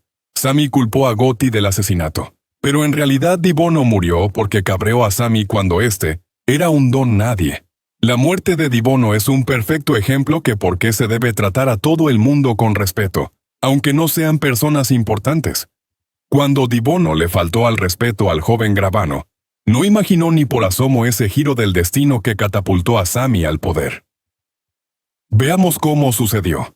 Al principio de su carrera, Sammy se pegó al matón Frankie DeSico de Brooklyn. Cuando el matón de Queens John Gotti quiso eliminar a su don, Paul Castellano, Necesitó establecer una alianza con Brooklyn para mantener a su familia a salvo. Gotti, el consumado político, le confió su plan a DeSico, el cual se apuntó. Gotti y DeSico planearon compartir el poder si el golpe tenía éxito, cosa que ocurrió. Después de la muerte de Castellano, DeSico se convirtió en el subjefe de Gotti, y Sammy, al ser amigo de DeSico, subió un escalafón. La rueda del destino no se movía en espiral. Cuando los mafiosos rivales intentaron asesinar a Gotti con un coche bomba, fallaron en su objetivo y volaron el de DeSico. Después de la muerte de DeSico, Gotti se vio obligado a nombrar a un nuevo subjefe de Brooklyn, ya que se les había prometido que formarían parte del nuevo régimen. Debido a la proximidad de Sammy a DeSico, Gotti eligió a Sammy para que ocupase el puesto de DeSico. ¿Podría Di Bono haberse imaginado eso cuando le faltó al respeto al don nadie de Sammy años antes? Pues bien, ahora dispone de toda la eternidad para pensar en eso. Cuando tuvo el poder, Sammy el Gruñón conjuró una razón para eliminar a Di Bono. El cuerpo de 120 kilos de Di Bono se encontró en el fondo de un maletero de un coche en el sótano del World Trade Center. Como ampliación del testamento a la habilidad empresarial de la mafia, Di Bono había asegurado un contrato de millones de dólares para ignifugar los cimientos de acero de las Torres Gemelas, y allí fue donde sus asesinos le tendieron una emboscada. Di Bono le diría hoy que tuviera cuidado con esos bobos que hay en su oficina. Y que usted cree que jamás conseguirán nada. Nunca se sabe dónde estará uno mañana. Trate a todo el mundo con respeto. En febrero de 1930, el mafioso de Chicago Jack McGurn, alias Ametrallado, fue detenido por exceso de velocidad por la policía. A su lado había sentado un joven. El policía que conocía a McGurn le preguntó: ¿Quién es este nuevo mequetrefe? McGurn le respondió: No es ningún mequetrefe. Es un tipo que sabe lo que hace. Este muchacho llegará lejos. ¿Cómo se llama?, preguntó el policía. Tony Accardo. Tony Accardo, alias Joe el Bateador, sucedería a Al Capone y controlaría Chicago durante casi 5 décadas. Ordenó la muerte de más de 200 personas. Controló Las Vegas, el fondo de $1,000 millones de Teamsters, la policía y los políticos de Chicago. Y eso que decían que era un mequetrefe. Durante esa misma época en que McGurn y Accardo fueron detenidos por exceso de velocidad, Michael Collins y Eamon de Valera se disputaban el control de un movimiento revolucionario irlandés que ascendió a algo más que una mafia: el robo, la violencia y el asesinato de los informantes. Como solo había espacio para uno en la cima, el astuto de Valera hizo que Collins pareciese un traidor y luego mandó que lo eliminasen. Al estilo de la mafia, Collins terminó con una bala dum-dum en la cabeza. De Valera se convirtió en jefe indiscutible de la mafia irlandesa o movimiento revolucionario. Unos 6 años antes de que De Valera eliminase a Collins, él y algunos de su banda fueron acusados de traición y sentenciados a ser ejecutados por el gobierno británico. Por razones políticas, los británicos decidieron conmutar algunas de las sentencias. El verdugo, Sir John Maxwell, recibió órdenes de detener las ejecuciones. ¿Cuál es el próximo de la lista?, preguntó Maxwell. Connolly, respondió el subalterno. No podemos perdonarle, dijo Maxwell. ¿Y el siguiente? De Valera. ¿Es alguien importante?, preguntó Maxwell. No, solo un maestro de escuela. De acuerdo. Entonces acabemos con Connolly y perdonemos al maestro. Al igual que Tony Accardo, que llegó a controlar Chicago durante casi 50 años después de que lo llamasen mequetrefe, Eamon de Valera controló Irlanda casi 50 años después de que lo considerasen un simple maestro de escuela. Nunca se sabe con quién se está hablando, así que trate a todo el mundo con respeto. Lección 48. ¿Quién soy yo? Un don nadie. Lo que la gente piensa realmente de usted. Muchos mafiosos son personas inseguras y vanidosas, que se preocupan constantemente de su imagen. Sin embargo, en cierta ocasión conocí a un tipo que prestaba mucha atención a su imagen, pero no tenía nada de vanidoso ni de inseguro, y era inteligente. Asistí a varias reuniones en la calle con un hombre al que llamaré Philly Blake. En cierta ocasión, Al terminar una de esas reuniones, Philly me preguntó, ¿qué piensan de mí? ¿Y eso qué importa? Respondí. La siguiente vez que salimos de una reunión, Philly me hizo la misma pregunta y yo puse los ojos en blanco. Philly negó con la cabeza. Veo que no lo entiendes, dijo. Es importante saber cómo te ven los demás. Cuando Philly lo expresó en esos términos, no parecía una pregunta tan ridícula después de todo. Uno no se ve a sí mismo. Bruto. En Julio César de Shakespeare, ¿se ha preguntado alguna vez cómo le ven los demás? Vale la pena preguntárselo de vez en cuando. ¿Quién soy? ¿Cómo me comporto? ¿Soy grosero o educado? ¿Tacaño o caritativo? ¿Cuentan conmigo? ¿Soy el tipo de persona con el que quisiera que se casara su hija? ¿Qué me define? ¿Qué dicen y piensan los demás cuando sale a relucir mi nombre? Una vida sin examinar no vale la pena vivirla. Sócrates. Las primeras palabras que se inscribieron en las paredes del templo de Apolo en Delfos fueron, «Conócete a ti mismo». Una frase sencilla y brillante. ¿Cuántos de nosotros nos conocemos a nosotros mismos? Los griegos de la antigüedad también decían, el carácter es el destino. De ser así, podemos utilizar el consejo de Philly Blake para analizarnos y cambiar nuestro carácter y, en consecuencia, nuestro destino. Lección 49. Juegue con fuego, y seguro que se quema. La primera guerra entre la mafia en Estados Unidos fue la Guerra de Castellamarese, que duró desde 1929 hasta 1931. Ese conflicto tan sangriento, causado por el deseo de disputarse el control de la mafia americana, lo combatieron las fuerzas de Joe Masseria, alias el Jefe, y Salvatore Maranzano. Al menos un centenar de mafiosos murieron durante la guerra. La tensión interna condujo a las puñaladas traperas, y de ambos lados surgieron algunos grupos escindidos. Un matón sobresalió por encima de los muchos que se cambiaron de bando. Anthony Strollo, alias Tony Bender, el cual estaba involucrado en muchos jaleos desde que era muy joven. Cuando estalló la guerra de Castellamarese, se alineó con Masseria. Cuando el barco de Masseria parecía estar a punto de hundirse, Tony Bender saltó por la borda y se pasó al de Maranzano. Y cuando la tripulación de Maranzano se amotinó, se unió con los amotinados. El Fletcher Christian de esa banda de amotinados fue Charles Lucky Luciano. A Tony Bender se le daba muy bien trabajar en ambos bandos y salirse con la suya. Lucky Luciano. La guerra terminó y Bender trabajó durante un tiempo bajo las órdenes de Luciano. Cuando Luciano fue a prisión, Bender se buscó un nuevo jefe, Vito Genovese. Cuando Genovese se escapó a Italia para evitar un cargo de asesinato, Bender se puso en manos de otro jefe, Frank Costello, que no se había preocupado especialmente por Genovese. Cuando Genovese ordenó que asesinasen a Costello, Bender trabajó de nuevo para Genovese.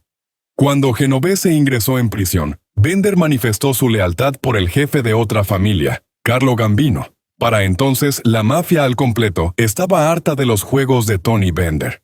Desapareció y su cuerpo jamás ha sido encontrado. Cuando se juega a dos bandos, seguro que se pierde. Si Bender hubiese estudiado historia, podría haber evitado una muerte tan horrible. Cuando estalló la guerra entre Esparta y Atenas, el joven Alcibíades luchó a favor de los atenienses. Se firmó la paz, pero la guerra entre ambos estados estalló de nuevo. En esta ocasión, Alcibíades se pasó de bando y luchó a favor de Esparta. Con el tiempo, Alcibíades huyó de Esparta y se dirigió a Persia, una tercera potencia que odiaba a las otras dos. Con un montón de dinero persa, y puede que algunas alfombras, Alcibíades regresó a Atenas, y les pidió a los atenienses que le volviesen a aceptar, al igual que hizo Bender con Genovese después de haberse aliado con Costello, el enemigo de Genovese. Una vez más, Alcibíades abandonó a sus últimos aliados, regresó a Persia y se convirtió en consejero del rey. Finalmente, en Persia, Alcibíades mordió el polvo, al igual que Tony Bender, que se convirtió en consejero de don Carlo Gambino y finalmente acabó siendo asesinado. Las puñaladas tráperas y el cambio de aliados hacen que la suerte de un hombre se acabe. Ese drama se ha repetido a lo largo de la historia de la humanidad. No sea el próximo idiota en asumir ese papel.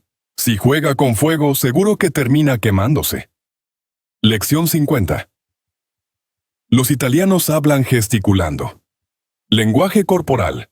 Un idiota atropelló accidentalmente a un muchacho con el coche. El muchacho apenas sufrió percance alguno, solo unos arañazos y unos cardenales, pero su padre, un chulo de la mafia, se puso furioso. Yo conocía al padre, y sabía que hablaba en serio cuando prometió que mataría al conductor. Cuando el conductor se dio cuenta de que se había metido en problemas con un mafioso, recurrió a un gorila local, Pete el glotón, y le pidió ayuda. Pete sabía que yo mantenía cierta amistad con el padre, y vino en mi busca, no para salvar la vida del conductor, sino para atosigarle aún más. Tenga cuidado de a quién recurre cuando lo necesita. Está cagado de miedo, me dijo Pete. Vamos a sacarle lo que podamos. El plan de Pete era apretarle los tornillos al conductor y aterrorizarle aún más, pero garantizarle que su problema se resolvería. Mi trabajo consistía en calmar al padre del chico y prometerle una compensación por abandonar el plan de asesinarlo. Durante la siguiente semana, Pete se reunió con el conductor en varias ocasiones.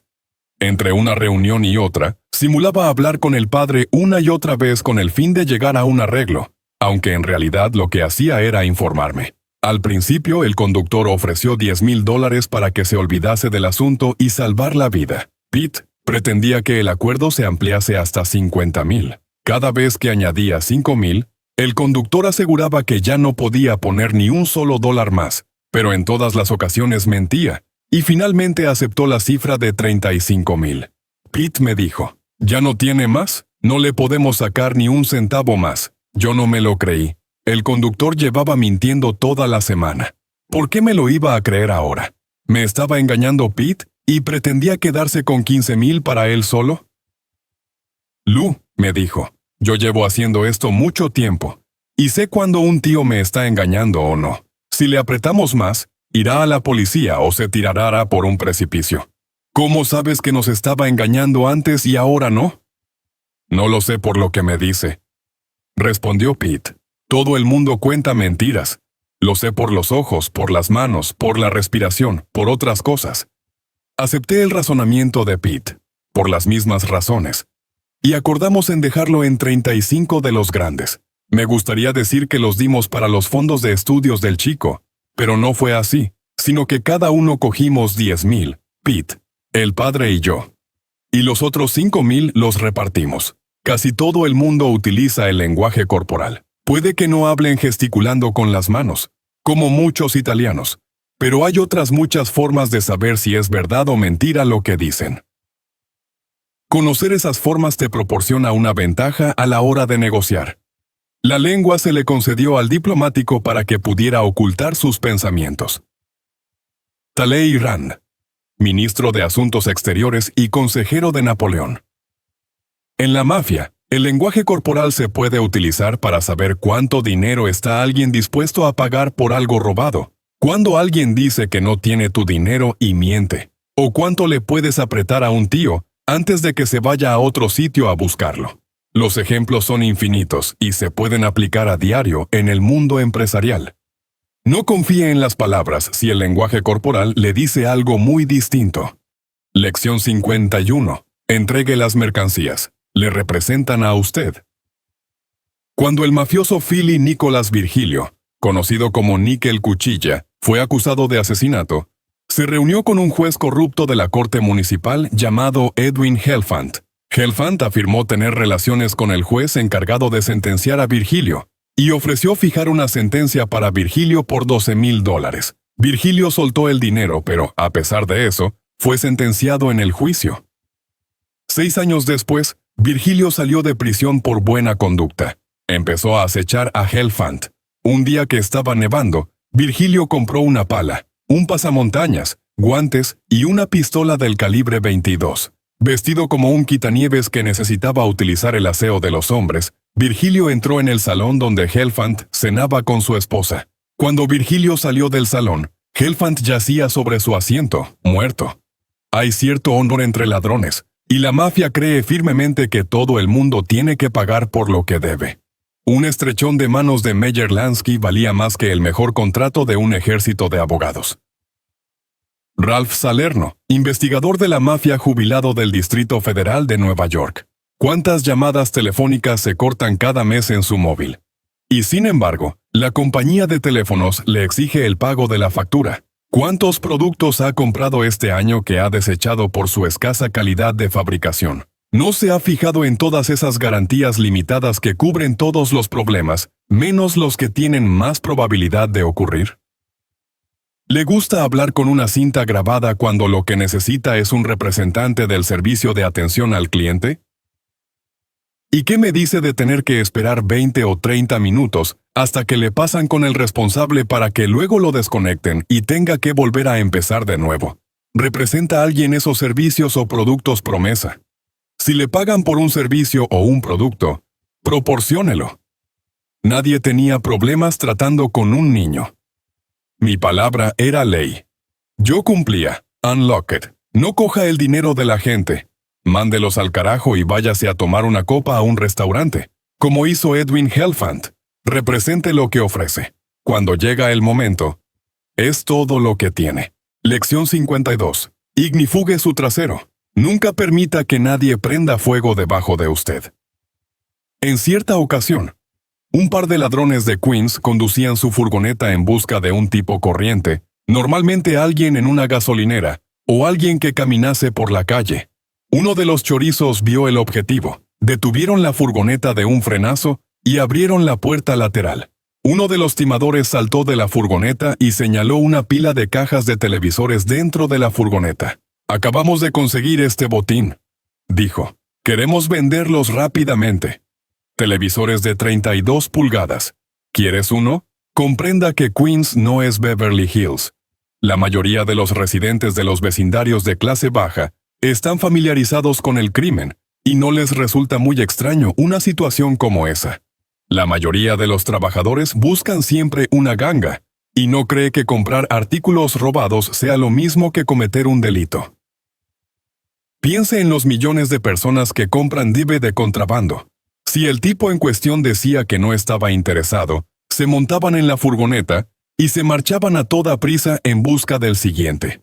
Si el tipo dudaba, los chorizos se daban cuenta de que podían hacerle cambiar de opinión si le presionaban un poco. «Venga, tío, decídete», decía uno de ellos. «Tengo que librarme de esta mercancía». El que conducía probablemente diría, «Date prisa», o arrancaba el motor para obligarle a decidirse. El hombre no tenía tiempo de hacer preguntas, ni de abrir las cajas para comprobar la mercancía. «¿Cuánto es?» Es todo lo que necesitaban oír los chorizos para saber que había picado el anzuelo. Pedirían $100, pero cogerían cualquier suma que el tipo estuviera dispuesto a pagar. Si el tío sacaba $50, respondían, «De acuerdo, pero solo porque tenemos prisa por vender esto». Cuando el tipo llegaba a su casa y abría la caja, se encontraba unos cuantos ladrillos envueltos en papel de periódico. Estos chorizos conseguían su propósito porque eran expertos en hacer que las personas tomasen una decisión a la ligera. Cogían a su presa desprevenida cuando detenían la furgoneta. Una vez que se daban cuenta de que tenían un posible comprador, le presionaban para que se decidiera. Cualquier persona que tema perder un buen negocio que se le presente se convierte en una presa fácil para un timador. Nunca dé una respuesta inmediata a una proposición, ni a una queja, ni a una oferta inesperada. Siempre debe tener tiempo para reflexionar. Y es mejor posponer para mañana lo que no se puede hacer bien hoy, antes que actuar precipitadamente. Talleyrand. Hay muchos chorizos en el mundo empresarial que intentarán que tome una decisión apresurada. Vale la pena dar de lado a las personas que tratan de presionarle porque probablemente le estarán engañando. De no ser así, respetarían su necesidad de reflexionar. Lección 53. Respalde a sus compañeros. Lealtad a sus empleados. El matón de la familia Bonanno, Louis Tuzio, asesinó a Gus Farace como respuesta al imprudente asesinato del agente del Departamento Antidroga de Estados Unidos, Everett Hatcher. Cuando Tuzio le preparó la emboscada a Farace, también había un pasajero en su coche que resultó herido por los disparos. El pasajero era el hijo de un soldado de la familia Gambino. Aunque el hijo del soldado se recuperó por completo, el soldado le pidió a su don, John Gotti, que hiciera justicia. Quería que el matón, Louis Tuccio, fuese eliminado. Contrariamente a lo que decían los medios de comunicación de la época, Gotti no era jefe de jefes. Solo gobernaba su propia familia y no tenía ninguna autoridad sobre otras familias. El jefe de la familia Bonanno, Anthony Spero, era el hombre responsable de Tuccio. Gotti lo único que podía hacer era ver a Spero y pedirle que eliminase a Tuccio por haber cometido ese error. Spero no tenía necesidad de responder a Gotti, ya que podía negarse a la petición y mostrar lealtad por sus empleados, pero también podía eliminar a Tuccio y congraciarse de esa forma con Gotti. Aunque Spero dudó mucho a la hora de tomar una decisión, finalmente optó por eliminar a Tuccio. John Gotti se vio en la misma situación que Spero cuando un miembro de la misma familia que Gotti intentó eliminar al subjefe de los Lucchese, Anthony Caso. Caso resultó herido, pero sobrevivió al intento de asesinato. Después de recuperarse, Caso persiguió al hombre que intentó asesinarle y lo torturó hasta que le confesó quién le había ordenado que lo matara. La persona en cuestión, Angelo Ruggiero, era un miembro de la banda personal de Gotti. Caso fue en busca de Gotti y le pidió que eliminase a Ruggiero. En aquella época, el poder de Gotti era nuevo e inseguro. Acababa de usurpar el trono de Gambino y estaba tratando de establecer alianzas con otras familias. En pocas palabras, necesitaba amigos y no enemigos. Desde el punto de vista estrictamente político, Gotti debería haber sacrificado a Ruggiero. ¿Acaso no se lo habría aconsejado Maquiavelo? Sin embargo, Gotti se negó, provocando la ira de Caso y de la familia Lucchese. Gotti sabía más de política que ningún otro, pero no estaba dispuesto a vender a su gente. Estos colonos puede que le deban su riqueza al comercio, la agricultura o al crecimiento de la población, o quizá a la integridad moral que les empujaba a respaldar a sus aliados hasta que ellos mismos acababan destruidos. En cualquier caso, como he dicho, prosperaron mucho. Livio, Historia de Roma. En la película Los Intocables, hay una escena en la que Al Capone, interpretado por Robert De Niro, aporrea a dos hombres hasta matarlos con un bate de béisbol. La escena se basa en la realidad. Capone mató a dos hombres, Anselmi y Scalise, después de descubrir que habían conspirado para asesinarle. Unos años antes de que Capone asesinase a Anselmi y Scalise, le pidieron que se los entregase a Jaime Wise, un gángster con el que Capone se estaba enfrentando en esa época. Wise, que tenía una vendetta personal con Anselmi y Scalise, prometió que dejaría de enfrentarse a Capone si les entregaba a esos dos hombres para ejecutarlos. Capone quería que el enfrentamiento terminase para poder llevar a cabo sus negocios sin interferencias. Está dentro del ADN de la Cosa Nostra evitar los enfrentamientos internos, porque eso significa una oportunidad para que la policía los investigue y luche contra ellos. Mauro Obinu, coronel de los Carabinieri.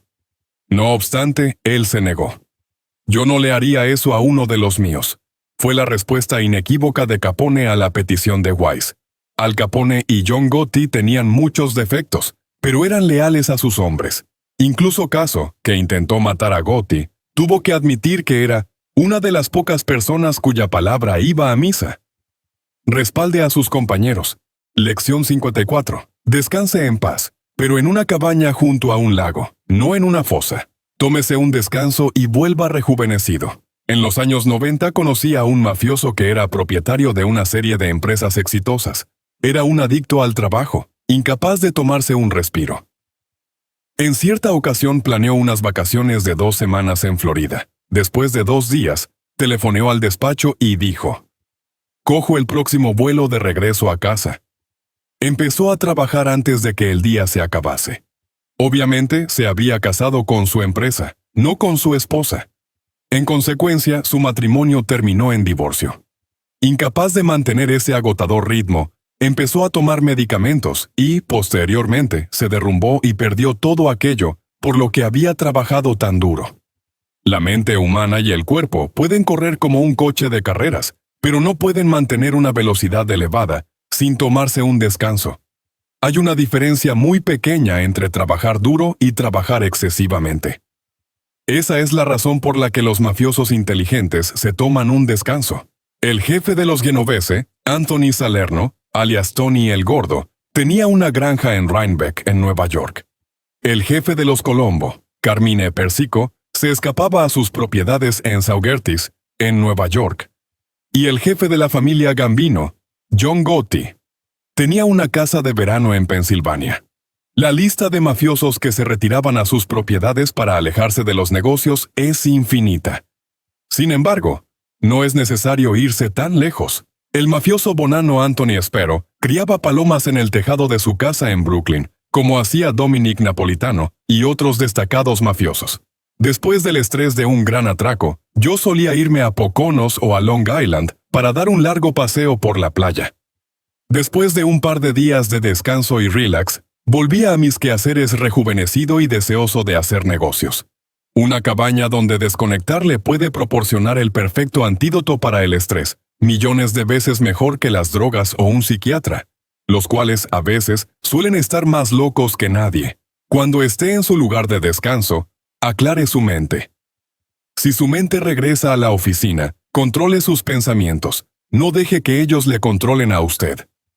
Uno de los 10 mandamientos dice que tengamos un día de completo de descanso, un sabbat. Los mafiosos incumplen muchos mandamientos, pero tienen un pequeño sabbat y regresan a las calles como hombres rejuvenecidos. Lección 55. No se divida en dos. Tomar una decisión equivocada es mejor que no tomar ninguna. El 16 de abril de 1984, la policía de Garfield, en Nueva Jersey, respondió a una llamada de un almacén donde habían encontrado 2 bidones de 50 litros con los restos de un cadáver. En uno de ellos estaba la cabeza y el torso. En el otro, las piernas. Los científicos forenses tardaron 3 días en identificar los espeluznantes restos de Cesare Bonventre. Bonventre era un matón de 33 años de la familia Bonanno cuando fue asesinado. La familia entablaba una lucha de poderes, y Bonventre fue cortado en 2 mitades mientras se decidía con cuál de ellas debía aliarse. Una decisión equivocada es mejor que no tomar ninguna. Un error puede enmendarse, pero no tomar una decisión no conduce a nada. El dictador Benito Mussolini gobernaba Italia como un don de la mafia. No obstante, emprendió una cruzada contra los verdaderos mafiosos italianos por considerarlos una amenaza para su gobierno. En 1922, Mussolini utilizó su talento para tomar la determinante decisión de marchar hacia Roma y arrebatarle el poder a un rey impotente y una horda de políticos desorganizados. Sin embargo, en 1939, al comienzo de la Segunda Guerra Mundial, Mussolini cometió un error tremendo, al ponerse del lado de la Alemania nazi en lugar del de los aliados. 6 años después, cuando Italia ya estaba en ruinas, su hijo Vittorio le preguntó cómo había sido capaz de echarlo todo a perder aliándose con los nazis. En pocas palabras, Mussolini le explicó a Vittorio que sencillamente había elegido el caballo equivocado. La decisión se había basado en muchos y complejos factores, pero Mussolini era un hombre práctico y sabía que, al final, todo se basaba en decidirse. Por muy equivocada que fuese la decisión de Mussolini, llegó al poder tomando decisiones. A diferencia de Bonventre, que fue descuartizado en 2 cuando solo había recorrido la mitad de su carrera como mafioso. Lección 56. Nueva Orleans no se construyó en un día. Durante décadas, Carlos Marcello fue el jefe indiscutible de la mafia de Luisiana. Su capacidad de visión y de saber cuándo dar el paso oportuno resultó evidente incluso en su adolescencia. Cuando era tan solo un muchacho, el futuro don era tan pobre que no tenía dinero ni para comprar una pistola. Tuvo la idea de pedir prestada una para atracar una tienda de ultramarinos. Con el botín que obtuvo de ese robo se compró 2 más. Con 3 armas en su poder, Marcello y su banda de adolescentes atracaron un banco y se llevaron un buen puñado de dinero. Con eso no quiero decir que llevase a cabo el robo de la joya de la Pantera Rosa, pero Marcello mostró una habilidad temprana para planear varios robos de antemano. Marcello pasó de robar una tienda de ultramarinos a ser propietario de un antro, dirigir un casino y dominar el submundo. Utilizando el mismo enfoque metódico como empresario legal, adquirir capital, saber invertir y emplear el dinero para hacer más dinero. Posteriormente fue propietario de restaurantes, moteles, puertos deportivos, bancos, bares, gasolineras, compañías de taxis y una flota de barcos pesqueros. Algunas de esas empresas las comenzó con dinero de la mafia, pero ello no le resta el mérito de haberlas convertido en exitosas. Tanto si un hombre invierte el dinero sacado deshonestamente como si es de una herencia familiar o un préstamo bancario de bajo interés, en los tres casos empieza desde el mismo punto de partida, solo que la adquisición de los fondos del mafioso va acompañada de la riqueza que proporciona la experiencia. Un banco o un préstamo personal no proporciona nada de valor, salvo el dinero. Muchas de las empresas legítimas que Marcelo inició hace décadas en Luisiana continúan funcionando en la actualidad. Al igual que un diestro jugador de ajedrez, Marcelo planeaba varias jugadas de antemano, pero siempre hacía un solo movimiento a cada momento. De esa forma, empezó su vida como un pobretón y la acabó como un rey. Si usted planea construir un gran imperio, como hizo Marcelo, debe darse cuenta de que los grandes logros son resultado de muchos logros a corto plazo, llevados a cabo con la vista puesta en el resultado final. Lección 57. Bugsy y Vaco. Lecciones de historia. El jefe de la mafia de Florida, santo traficante, era un lector empedernido de historias y biografías. Carlo Gambino citaba a Maquiavelo, y Joe Bonanno leía clásicos como Homero y Dante. Esos tres jefes de la mafia eran titanes del crimen organizado, aplicaban la sabiduría adquirida a los problemas cotidianos e impartían lecciones a sus subordinados. Cualquiera que conozca sus vidas concluirá que la lectura estaba sin duda conectada con su éxito. El señor santo traficante y su esposa estaban en su casa la mayor parte del tiempo.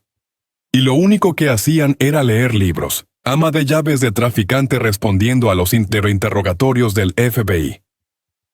Los mafiosos judíos Bugsy Siegel y Meyer Lansky crecieron juntos en las calles de Nueva York. Cuando eran adolescentes compartían las mismas aspiraciones, eligieron la misma carrera y demostraron ser igualmente fríos y calculadores. De adultos, su vida empresarial fue muy similar, pero sus intereses eran muy distintos. Lansky era un lector empedernido, un socio fiel del club de lectores. Normalmente, se iba a la cama temprano para leer un buen libro. Tengo un enorme deseo de aprender. Meyer Lansky. Siegel, por el contrario, no tenía tiempo para leer. Le gustaba el dinero rápido y los buenos coches, y conducía y hacía negocios de forma temeraria. Su mayor negocio fue transformar una pequeña ciudad del desierto de Mojave en un lugar de entretenimiento para los que buscan diversión. Utilizando los fondos de los inversores, construyó el hotel de sus sueños y un casino, el Flamingo, en Las Vegas. Cuando los inversores de la mafia vieron que el hotel no estaba terminado en su debido momento y que la construcción había sobrepasado los presupuestos, pensaron que estaba malversando los fondos. También lo ridiculizaron por haberse enamorado de una anterior prostituta, Virginia Hill. La mafia pensó que Hill estaba manipulando a Siegel y quedándose con una pequeña fortuna, obtenida a partir de sus inversiones. Si Siegel, como Lansky, hubiese estudiado historia, habría sabido que Pericles, el famoso hombre de Estado de Atenas y diseñador de la ciudad, había llevado a cabo un gran proyecto de construcción llamado Partenón. Pericles también utilizó los fondos de los inversores para construir el Partenón. Cuando la construcción sobrepasó el presupuesto, los inversores atenienses creyeron que estaba malversando los fondos. Igualmente, se mofaron de él por haberse enamorado de una exprostituta, Aspasia. Aspasia, como Hill, utilizó los contactos y el poder de Pericles para hacerse con una fortuna. Aspasia tenía un poder tan grande que manipuló como quiso a los principales hombres del Estado. Plutarco, vida de Pericles. Virginia Hill también manipuló como quiso a los principales hombres de la mafia, incluido Frank Costello, Frank Nitti, Joe Adonis, Tony Accardo y Murray Humphreys, el camello. En eso radica la sabiduría de la historia. Pericles y Siegel, idénticas circunstancias pero con 2000 años de diferencia. Si Siegel hubiese leído historia, como hizo Lansky, Gambino, Bonanno y Traficante, podría haber evitado cometer los mismos errores que Pericles y haber muerto por causas naturales como los jefes de la mafia que he mencionado. Sin embargo, los inversores, enfadados por su mal hacer, ordenaron que lo eliminasen. Siegel estaba echado en una cama en casa de Hill la noche en que fue acribillado a balazos. El ojo derecho se le salió y fue a parar a 5 metros de su cuerpo. Se dice que una de las balas que le dispararon también destrozó una figura de marfil de Baco colocada encima del piano de Hill. Baco, el dios del vino y de la embriaguez, se asocia normalmente con la vida nocturna. Su estatua terminó acribillada como Siegel. Los antiguos seguramente habrían utilizado esa coincidencia para crear un cuento con moraleja. Aunque la muerte de Siegel se podría haber evitado, él pagó un tributo póstumo a Pericles.